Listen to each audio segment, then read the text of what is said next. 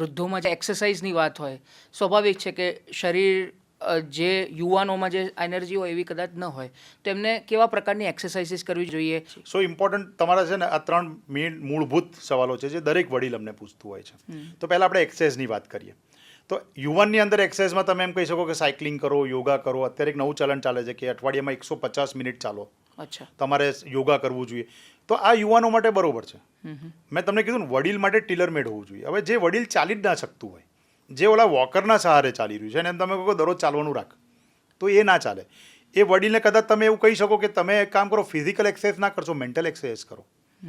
તમે તમારું જીવન, તમને જે ગમતું એ વસ્તુ કરો. તમે મ્યુઝિક સાંભળો, તમે રીડિંગ કરો, તમે કોઈકના જોડે વાત કરવી ગમતી હોય તો તમે સોશિયલ ગ્રુપમાં જોડાઈ જાઓ.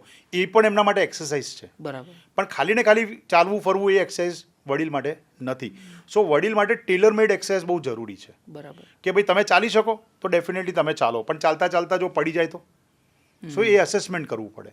મેં કીધું એ પ્રમાણે ચાલતો જ વડીલ બિચારો લાકડી લઈને ચાલતો હોય ને તમે કહો ચાલો, યોગા કરો, સાયકલિંગ કરો, એ યોગ્ય નથી.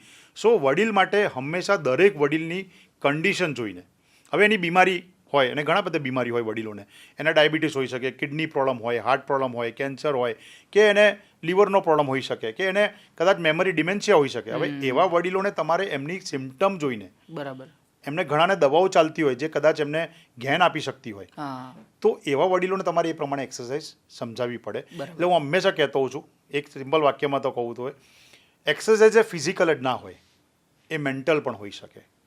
મને સારું લાગવું જોઈએ આ દુનિયામાં રહેવા માટે, એ બધા જ કાર્યો જે કરો ને એક્સરસાઇઝ કહેવાય.